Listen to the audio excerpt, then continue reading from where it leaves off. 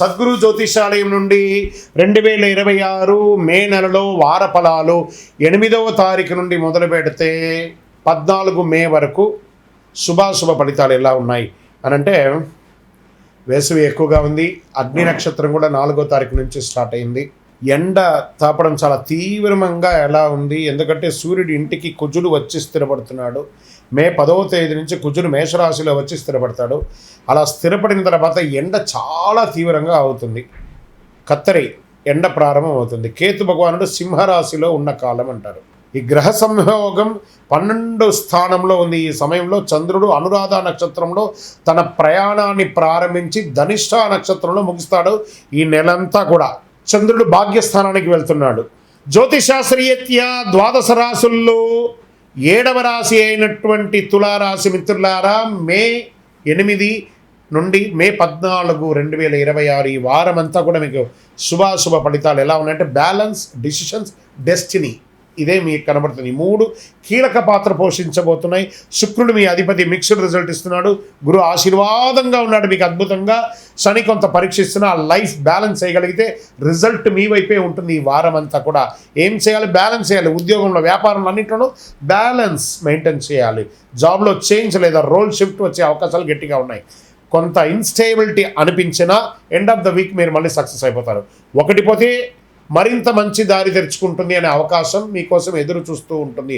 ఏదో నాకు lay off అయిపోతుంది, లే ఆఫ్ అయిపోయానే అని బాధపడక్కర్లేదు. వెంటనే సెకండరీ ఓపెనింగ్ స్టార్ట్. ఇంకా ఇన్కమ్ ఫ్లెక్సిబుల్గా ఉంటుంది. అన్ఎక్స్పెక్టెడ్ గెయిన్స్ కూడా వచ్చచ్చు. ఫైనాన్షియల్ ప్లానింగ్ చాలా ముఖ్యం కూడా చెప్తుంది. కుటుంబ విషయంలో, రిలేషన్షిప్లో మిస్అండర్స్టాండింగ్ వచ్చే అవకాశాలు ఉన్నాయి. మీరు బ్యాలెన్స్ మెయింటైన్ చేయాలి. ఈ గో కంట్రోల్ చేయండి. అందులో ఈ తీసేసేయండి. Just go. కుటుంబంతో టుగెదర్ అవ్వండి, సంతోషంగా ఉండండి. రాజకీయంలో మీ మాటకు ఇంపార్టెంట్ ఉంటుంది, కానీ కాన్స్టెన్సీ అవసరం బాగా. వ్యవసాయంలో మోడరేట్ రిజల్ట్ వస్తుంది. ఏమైనా చిన్న చిన్న పనులన్నీ కూడా చేసుకోండి. కావలసిన వనరులు అంతా సిద్ధంగా చేసుకోండి. కోర్టు కేసులు అన్ఎక్స్పెక్టెడ్ ట్విస్ట్ వచ్చే అవకాశాలు ఉన్నాయి. జాగ్రత్త. సడన్ లాస్ వచ్చే ఛాన్స్ కూడా ఉంటుంది ఈ షేర్ మార్కెట్లో. జాగ్రత్త. హై రిస్క్ మాత్రం వద్దు షేర్ మార్కెట్లో. విద్యార్థులు కాన్సన్ట్రేషన్ బాగా ఉండాలి. డిస్టెన్స్ చదువు చేసే వాళ్ళకి బాగా కాన్సన్ట్రేట్ చేయండి. డిస్ట్రాక్షన్స్ అవాయిడ్ చేయండి. ఫోకస్ పెడితే మంచి రిజల్ట్ వస్తుంది విద్యార్థులారా. ఇంకా ఆరోగ్యం పట్ల కొంచెం మీరు జనరల్ చెకప్ ఒకటి చేసుకోండి. ఏదైనా శస్త్రచికిత్స లాంటిది కూడా అయ్యే అవకాశాలు ఉన్నాయి, లేదా మెరుగుపడే అవకాశాలు కూడా ఉన్నాయి. జాగ్రత్త పడండి. ఇంకా పరిహారం అనేటప్పటికీ అమ్మవారిని ప్రార్థన చేయాలి. తెల్ల పూలు సమర్పించాలి. పేదలకు అన్నదానం లాంటిది చేయాలి. ఓం శుక్రాయ నమః లేదా ఓం శ్రీమాత్రే నమః అనే ఒక మంత్రాన్ని చెప్పండి. ఇది ఒక్కటి మీకు మంచి జరుగుతుంది. తప్పు నిర్ణయం కాదు, ఆలస్యం చేసిన నిర్ణయం కూడా ప్రమాదమే. కాబట్టి జాగ్రత్తగా బ్యాలెన్స్ చేసుకుంటూ చేయండి. మీ యొక్క వ్యక్తిగత జాతకం తెలుసుకోవాలనుకుంటే మీ పరిసర ప్రాంతాల్లో ఉన్నటువంటి గురువుని సంప్రదించండి.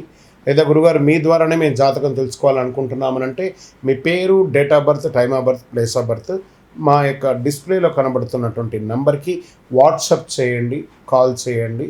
మీ అపాయింట్మెంట్ ఫిక్స్ చేసుకోండి. విజయోస్తు. జ్యోతిష్ శాస్త్రం అనేది పడుతున్న వర్షానికి ఒక గొడుగు మాత్రమే, కానీ జ్యోతిష్యం జీవితం కాదు.